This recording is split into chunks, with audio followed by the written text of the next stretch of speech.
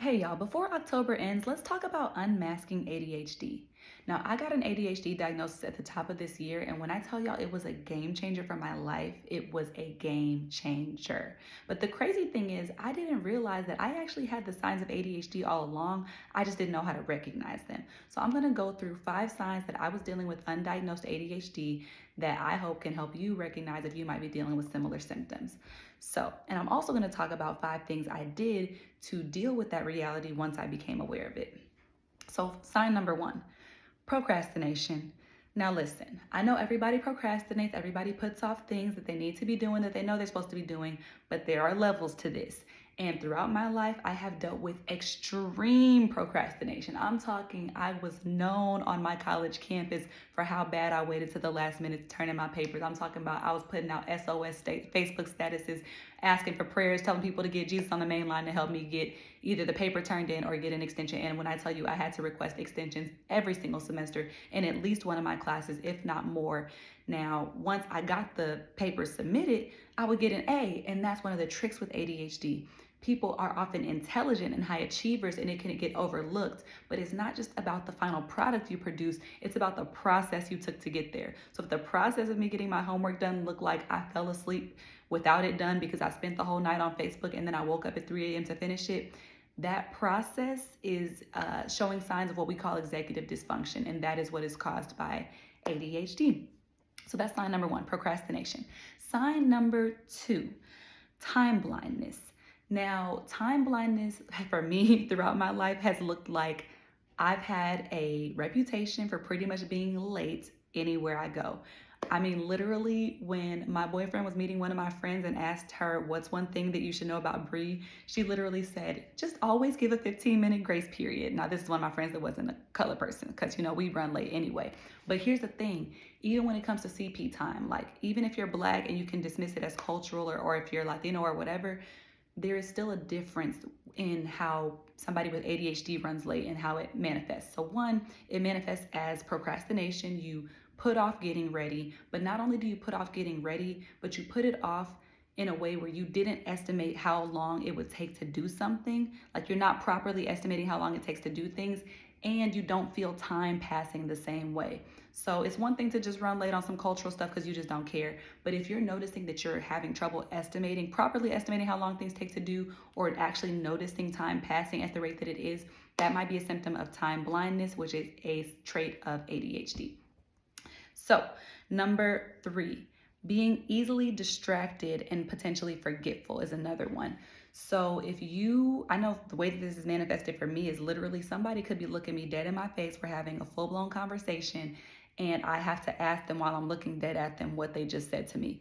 Nothing on my face indicates that I'm not paying attention, but literally my mind was somewhere else. I mean, this happened to me in a meeting at work today where somebody asked me a question and I just had to admit, like, sorry, I got distracted. What are we talking about? And it's even worse in the virtual world because now we have all these tabs on our computer right in front of us, and it gets that much harder to focus. So if you're somebody that finds your mind in a million different places at once, that might be a sign of ADHD, and that can also contribute to forgetfulness, which is another sign of ADHD. So if you're frequently losing things or forgetting what you came in a room to do, or I know for me, a lot of times I'll open an app on my phone, forget why I opened the app, and have to go to the last app I was in to see if I can get a trigger to my memory to remind me why I'm in the new app. Those type of things. You could just be forgetful, but it could be a symptom of ADHD. Next thing I will say is being hyperactive.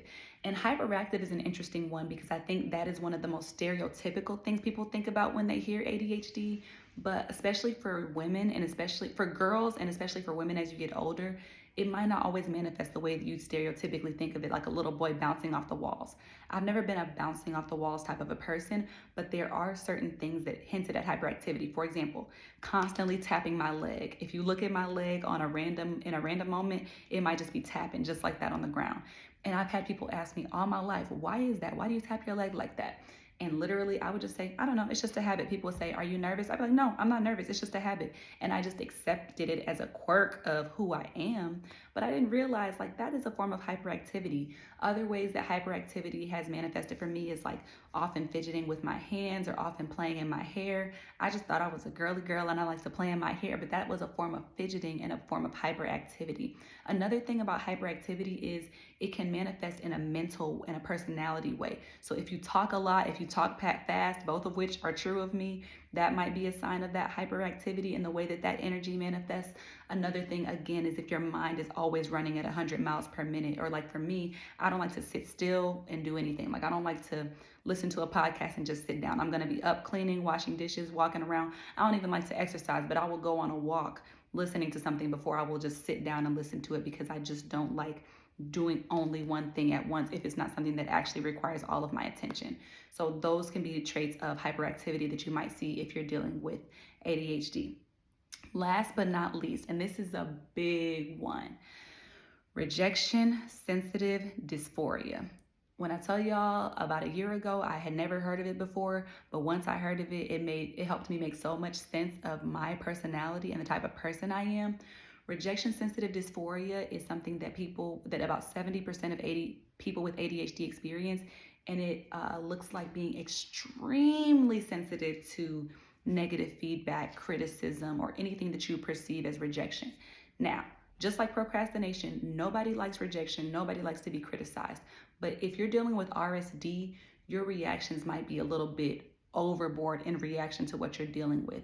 I mean, I'm talking, my roommate could ask me, did you buy milk like you said you were going to? And I get an attitude. And I mean, that's how it used to be. I'm not like that anymore because I've grown, but these are the type of things that would happen.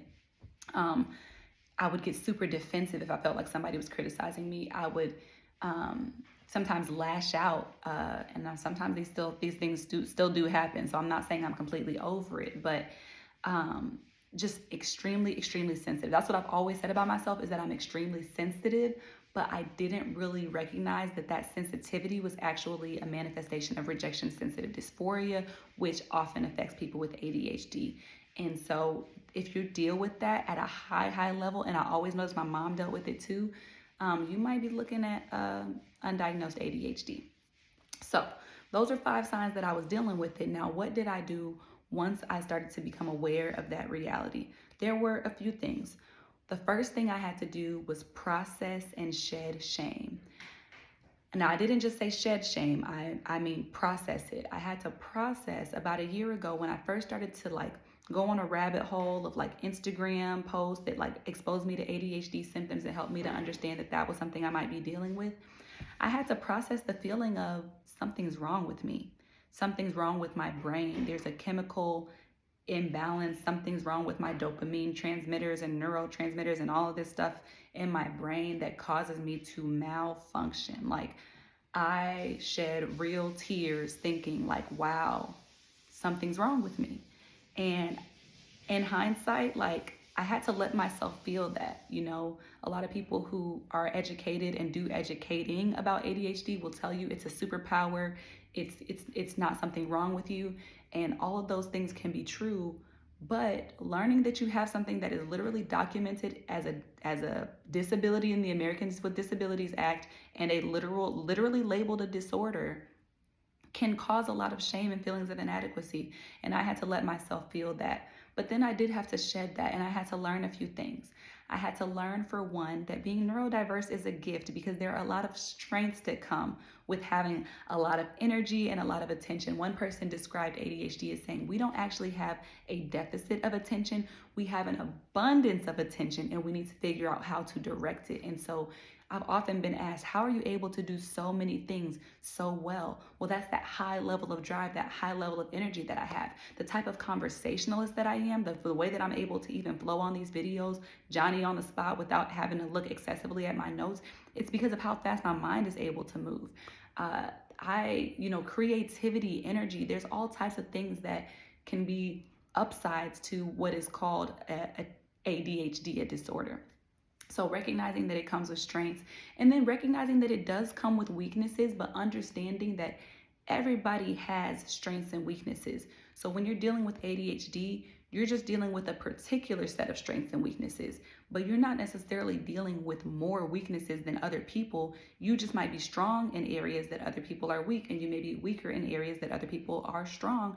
And it is classified as a disability because our society is set up to be more accommodating to people whose strengths and weaknesses look differently than yours, especially with capitalism and things of that nature.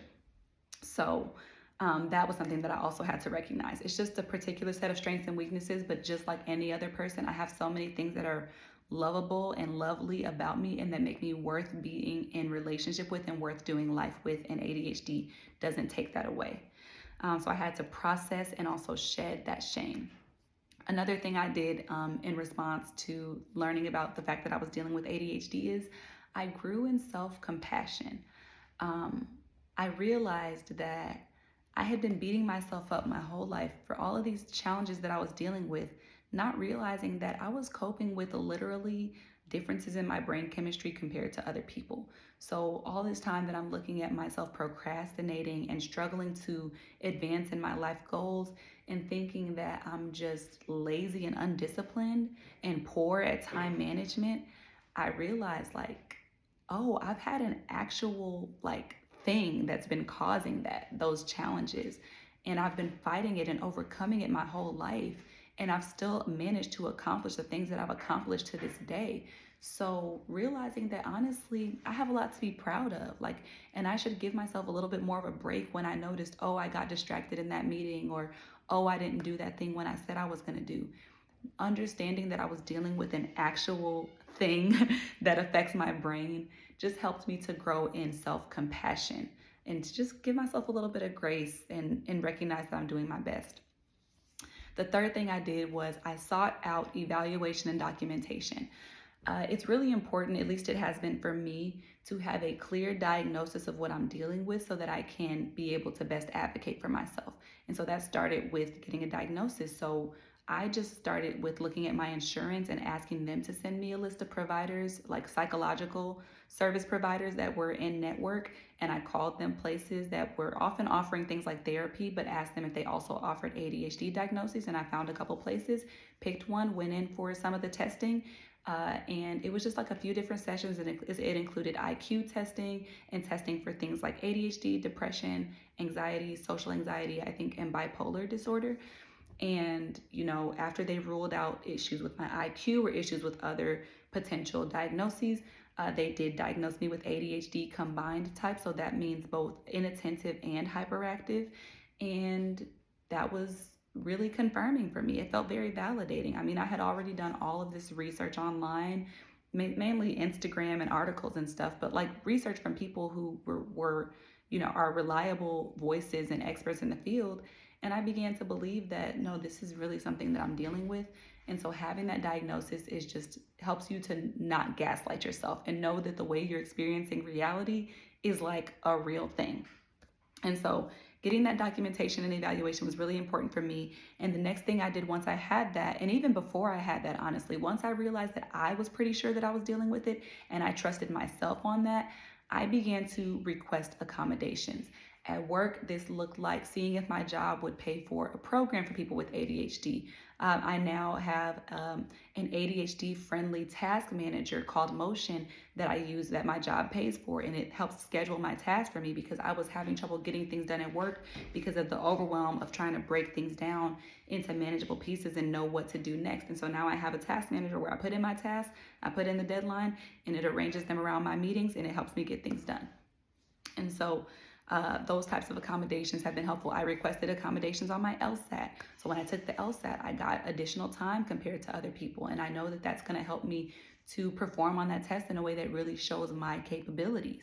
And then when I go to law school, I'll be able to request further accommodations. And so I think getting a diagnosis is great. And then requesting accommodations and not being afraid to advocate for yourself will also be great. And the fifth thing that I did was I engaged in intentional communication as well as accountability. And the reason I needed to engage in communication was I needed to talk to the people that were in relationship with me. ADHD was affecting the way that I was showing up in some of my closest friendships. It affected the way that I showed up with my responsibilities as a maid of honor when my best friend got married this year. It affects the way I show up in my romantic relationship when I sometimes get defensive if my partner says something critical about me. It affects the way I showed up with my roommate before I even knew that I was dealing with this. I had my roommate come to me and confide that, sometimes when I give you feedback that's not personal, it seems like you take it personally. And being able to come back and say, wow, like that's because I've been dealing with rejection sensitive dysphoria and ADHD all this time. But here's the thing. I also think it's really important to pursue accountability.